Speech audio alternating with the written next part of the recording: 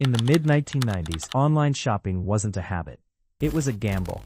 Slow internet, limited trust, and no clear systems made every purchase feel uncertain.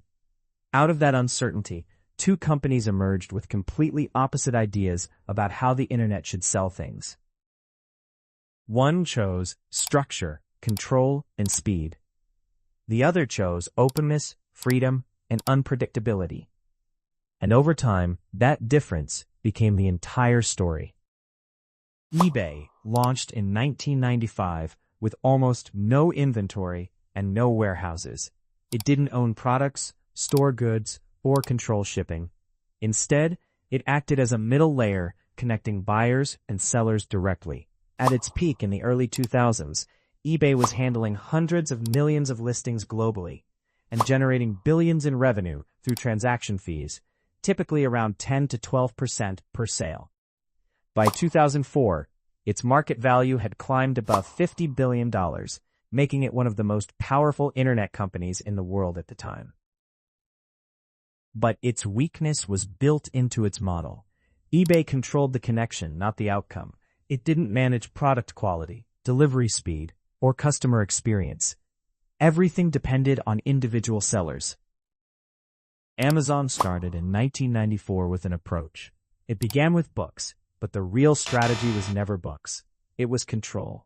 Instead of simply connecting buyers and sellers, Amazon became the seller, then expanded into electronics, clothing, groceries, and eventually almost every retail category. The real turning point wasn't expansion.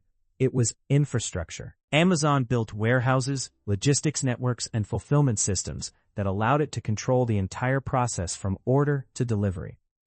Inventory, packaging, shipping, and customer service all flowed through one system. That level of control became its biggest advantage.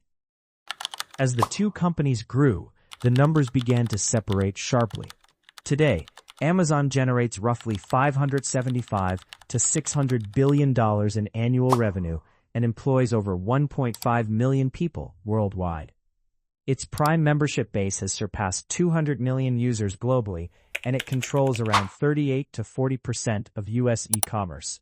Even more importantly, Amazon Web Services alone generates tens of billions in profit, making cloud computing a financial engine far beyond retail.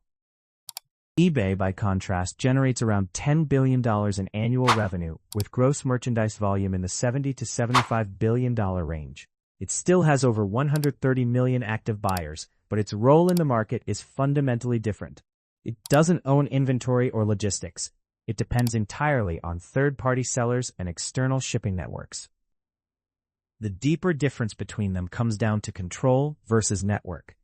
eBay built a classic marketplace network effect. More sellers created more listings, which attracted more buyers, which then attracted more sellers. It scaled through variety.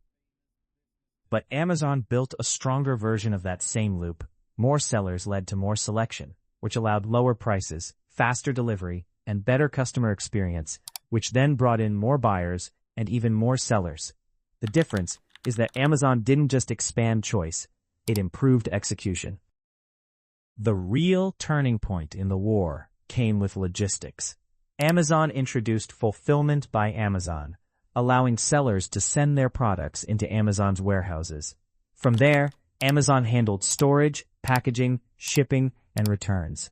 Delivery times dropped from nearly a week to 1 or 2 days in many cases. Today, over 60% of Amazon's sales involve its fulfillment system. That single shift turned Amazon into not just a marketplace, but a logistics machine.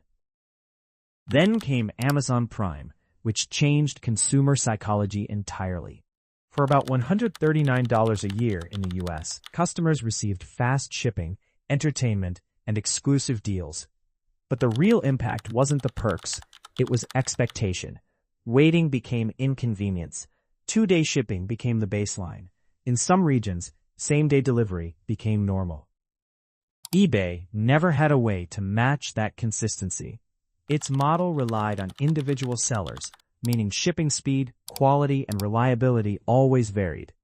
Even when eBay introduced Buy It Now and improved search features, it couldn't fully escape its identity as a decentralized marketplace.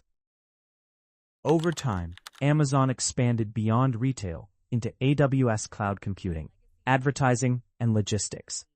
AWS now powers companies like Netflix and Airbnb and generates enormous profit margins compared to retail. Amazon Ads has grown into a major advertising platform competing with Google and Meta. The company effectively became an ecosystem, retail, cloud, ads, and delivery, all interconnected. eBay, meanwhile, stabilized into a niche role. It became a platform for collectibles, refurbished goods, rare items, and small-scale resellers.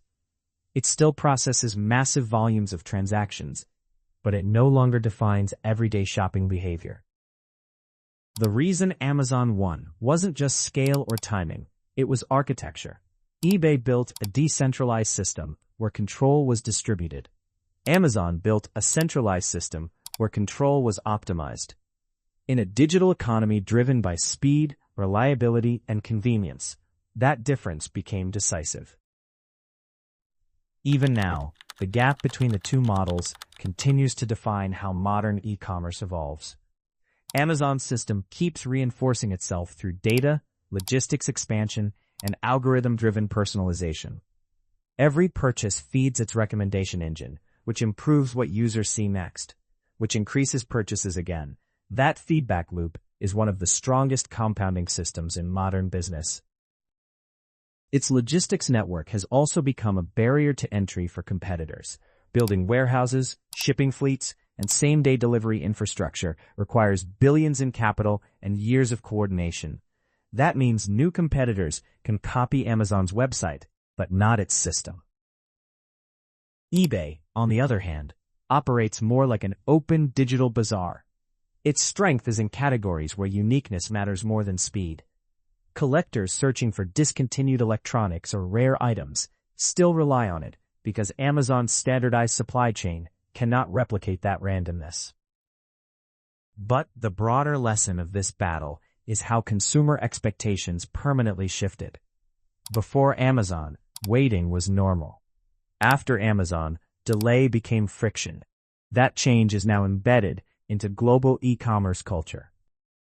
So, while Amazon dominates scale and infrastructure, and eBay preserves niche discovery, both remain important pieces of the internet economy.